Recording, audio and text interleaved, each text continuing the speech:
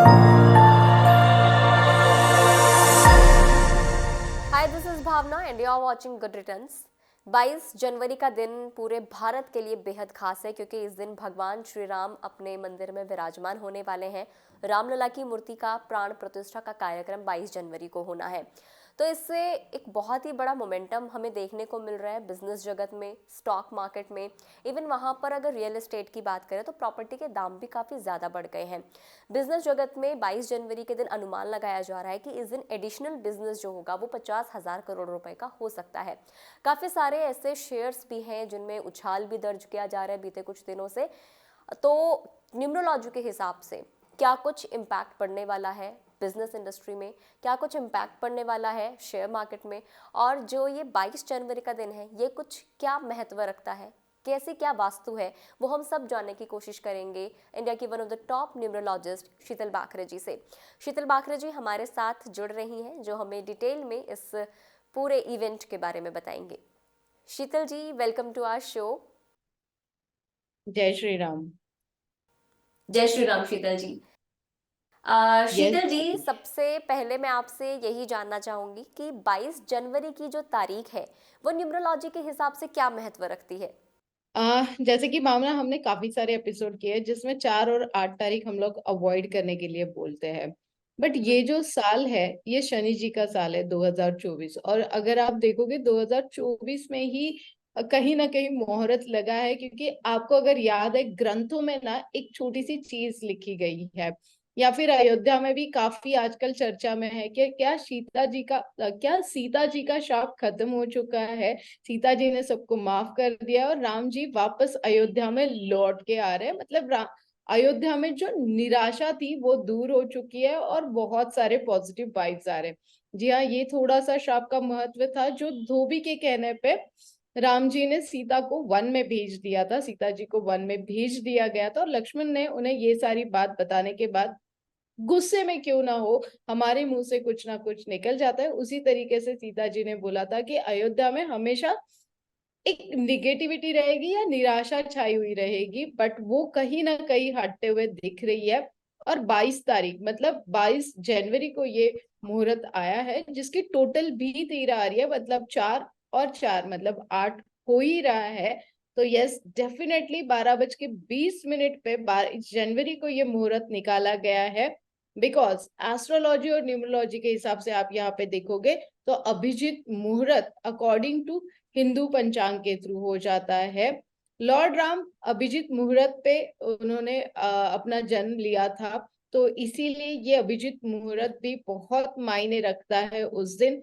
फिर मार्गशीर्ष का नक्षत्र आ रहा है, अमृत सिद्धि योग भी बन के आ रहा है, और सर्वार्थ सिद्धि योग भी बन के आ रहा है। तो ये जो सब कॉम्बिनेशन बन के आ रहा है ना, इसीलिए यहाँ पे 22 तारीख चॉइस की गई है राम जी की स्थापना के लिए, अयोध्या में वापस आने के लिए। तो 22 जनवरी अपने आप में ही एक सिग्निफिकेंस रखती है। उसके अलावा अगर वास्तु की बात करें, देखिए वास्तु की समझ मुझे तो नहीं है, तो आप बताइए कि वास्तु के हिसाब से जिस तरीके से मंदिर बनाया जा रहा है, जिस तरीके से अयोध्या नगरी का वास्तु है, उसे आप कैसे क्या देखती हैं, उसकी क्या सिग्निफिकेंस है। ठीक है। वास्तु बहुत, मैंने इस वास्तु पे बहुत ज्यादा स्टडी किया है, बहुत ज्यादा स्टडी किया है, क्योंकि आपने जितने भी मेरे वीडियोस देखे होंगे ना, तो मैं प्राचीन वास्तु में बहुत ज्यादा बिलीव करती हूँ। और प्राचीन वास्तु अभी भी मनी मैग्नेट वे की तरह हमें फेम एंड फाइनेंस दोनों चीजें देती है। उसी तरीके से अगर आप देखोगे ना, राम मंदिर जो बना है 3 फ्लोर पे बना है। हर मंजिल की ऊंचाई जो है ना वो 20 फीट रखी गई है। कुल मिला के ना मंदिर पूरे स्तंभों पे बनाया गया है, तो वो जो स्तंभ है वो 392 है। और 44 दरवाजे मतलब 44 द्वार यहाँ पे लिए गए हैं। साथ ही साथ यहाँ पे सूर्य देव, देवी भगवती, भगवान गणेश और भगवान शिव के 4 मंदिर भी बने गए हैं। यहाँ पे ना बंसीपुरा का, अगर आप देखोगे बंसी पहाड़पुरा का पिंक स्टोन और बलुआ पत्थर इस्तेमाल किया गया है। जब भी मैं किसी भी वास्तु में जाती हूँ और वहां पे मुझे बोला जाता है कि हमें बिजनेस में, फैमिली में, रिलेशनशिप में मजबूती चाहिए, हमारी स्टेबिलिटी चाहिए, तो डेफिनेटली हम लोग इस पत्थर का यूज कौन से डायरेक्शन में होना चाहिए ये बताते हैं। इस पत्थर का एक ही महत्व है कि जितना भी पुराना होते जाता है ना, उतनी मजबूती होते जाती है। और वास्तु प्राचीन काल से आप देखो, मैं केदारनाथ जाती हूँ, मैं वैष्णव देवी जाती हूँ, मैं हर जगह की मंदिर की वास्तु जब देखती हूँ ना, तो वहां पे कहीं ना कहीं ये पत्थर यूज किया ही गया हुआ है। अगर राम मंदिर की गर्भधारणा अगर आप देखोगे, गर्भ गृह जो बनाया गया है ना, उसका निर्माण इस तरीके से किया गया है कि रामनवमी के दिन सूर्य की जो किरणें रहेगी वो दोपहर में 12:04 पे 20 सेकेंड के लिए, दोपहर 12:04 पर 20 सेकेंड के लिए रामलला के मस्तक पे गिरने वाली है। तो ये जो है ना, ये वास्तु में जो बनाया गया है ना, ये बहुत बहुत अमेजिंग चीजें यहाँ पे बनाई गई है। 161 फीट ऊंचे राम मंदिर के निर्माण में सीढ़ियों का इस्तेमाल नहीं किया गया है, बल्कि इमारत पूरी इंटरलॉकिंग सिस्टम पर आधारित है। यानी पूरा जो 392 पत्थर के जो बीम बने हैं ना, उसका कहीं ना कहीं बहुत ज्यादा इम्पैक्ट है। और ये सारी वास्तु जो है ना, यहाँ पे लोगों का खिंचाव बढ़ाएगी, यहाँ पे लोगों को बिजनेस भी मिलेगा, एक पॉजिटिव वाइब्स भी मिलेगी। और हाँ, यहाँ पे लोगों की मन्नतें जो है ना, वो जल्द से जल्द पूरी होगी। इस तरीके से ये वास्तु का निर्माण किया गया है। शीतल जी, वही अगर डिटेल में जाकर अगर हम देखें तो हर छोटी छोटी चीज़ों का बहुत ही ज़्यादा ध्यान रखा गया है राम मंदिर को बनाने के लिए। अब बात हम लोग थोड़ा सा बिजनेस की कर लेते हैं। आप बिजनेस के हिसाब से क्या कुछ देख पा रहे हैं, क्या कुछ इम्पैक्ट पड़ने वाला है? क्योंकि जो अनुमान ऐसा लगाया जा रहा है कि उस दिन पूरे देश में 50,000 करोड़ का एडिशनल बिजनेस होगा। सो आप कैसे देख रही हैं कि राम मंदिर के बनने से अयोध्या में तो ऑब्वियसली पूरी तरीके से अयोध्या की तो तस्वीर ही बदल गई है, लेकिन हम ओवरऑल बिजनेस पर देखें तो क्या कुछ इम्पैक्ट पड़ने वाला है? देखिए, हम इंडियन ऐसे है कि फेस्टिवल्स या फिर ऐसे कोई मंदिर ऐसी जगह पे जाते हैं तो बिना सोचे समझे पैसे स्पेंड करते हैं, है नहीं है पता नहीं। हमारी एक श्रद्धा होती है कि भगवान के पास चले जाओ, अपने आप हमारा बैंक बैलेंस बढ़ना शुरू हो जाता है। इसी तरीके से ना, यहाँ पे इतने सारे सेक्टर्स को बेनिफिट होने वाला है। सिंपल सी चीज है, अगर मैं स्टॉक मार्केट में ट्रेन करती हूँ तो मैं फंडामेंटल पे बहुत ज्यादा बिलीव करती हूँ। और जैसे ही राम मंदिर का निर्माण शुरू हुआ था, तभी से मैंने कुछ स्टॉक लेके रखे थे। अब हम लोग बोलेंगे कि अब टाइम चला गया है, जी नहीं, अब टाइम नहीं चला गया है। अभी भी अगर आप देखोगे तो काफी सारे सेक्टर्स में आप इन्वेस्टमेंट कर सकते हो। जैसे कि कोशिश करो कि अभी यहाँ पे बहुत बड़ी चांसेस है जॉब रिलेटेड, लोगों को काफी जॉब यहाँ पे मिलेंगे, काफी सारे स्टोर्स वहां पे खुलेंगे, मतलब रोजगार यहाँ पे मिलने वाले हैं। उसके बाद में आपने देखा होगा कितने सारे रील्स बन रहे हैं, कितने सारे म्यूजिक्स बन रहे हैं कि हम लोग देख रहे हैं कि रिंगटोन्स भी बन रही है। तो लाइक म्यूजिक इंडस्ट्री के लिए ये बहुत बढ़िया अपॉर्चुनिटी मिलेगी। अब वहां पे जाने के लिए अभी एयरपोर्ट बन रहा है, अभी एयरपोर्ट बन रहा है, बनने की शुरुआत हो चुकी है। वहां पे सिर्फ इंडिगो का फ्लाइट आ रहा है अभी के लिए, वहां पे सिर्फ इंडिगो का फ्लाइट आने वाला है। तो यस, डेफिनेटली अगर आप यहाँ पे देखोगे तो रेलवे, मतलब आईआरसीटीसी की सेक्टर्स वाइज, मतलब रेलवे सेक्टर्स वाइज आप ये सारी चीजें देख सकते हो। अगर आपने देखा होगा, महर्षि वाल्मीकि इंटरनेशनल एयरपोर्ट के माध्यम से देश विदेश से यहाँ पे लोग आएंगे, और दो ही अभी तक फ्लाइट्स वहां पे लैंड होगी, एक होगा इंडिगो और दूसरा होगा एयर इंडिया। आने वाले दिनों में और इंक्रीज होते हुए हम लोग देखेंगे। तो एयर फ्लाइट से जुड़े हुए, एयरलाइन सेक्टर से जुड़े हुए स्टॉक आप लोग देख सकते हो।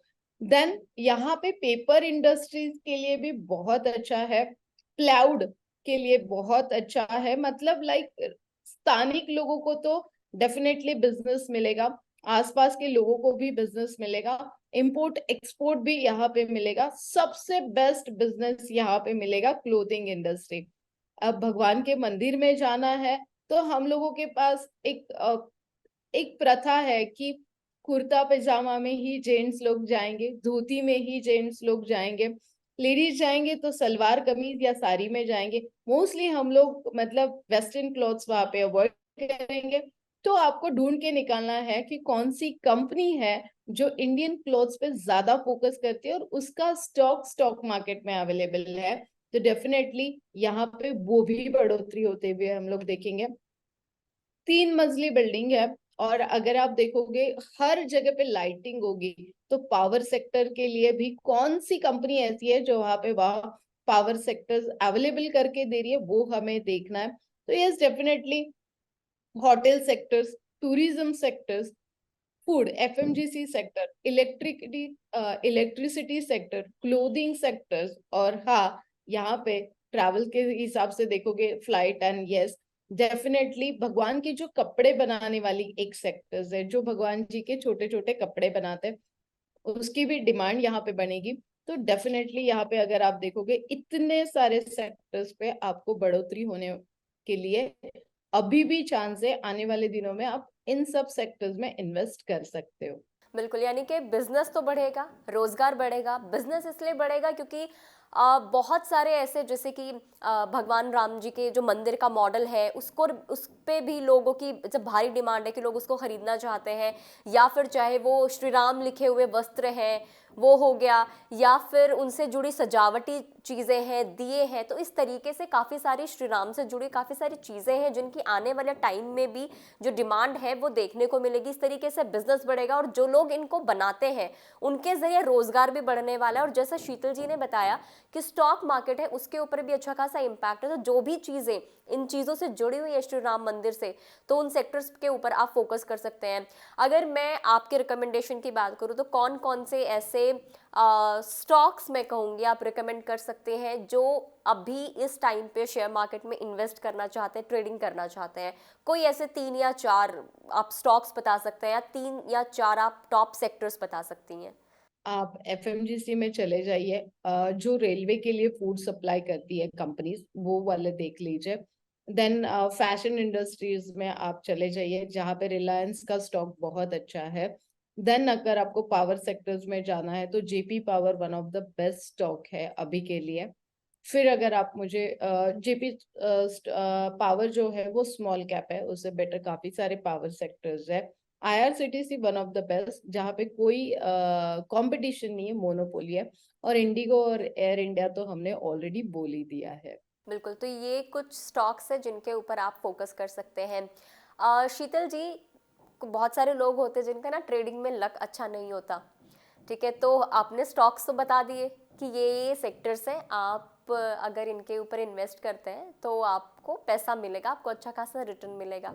लेकिन कहते हैं ना, थोड़ा सा किस्मत का भी खेल होता है, किसी किसी की किस्मत अच्छी नहीं होती। जैसे कि हम न्यूमरोलॉजी के हिसाब से बात भी करते हैं, कुछ नंबर्स ऐसे होते हैं तो उनके लिए फ्रूटफुल नहीं होते स्टॉक मार्केट। तो ऐसे में आप क्या एडवाइस देना चाहेंगे कि उनको किन बातों का ध्यान रखना चाहिए और क्या करना चाहिए?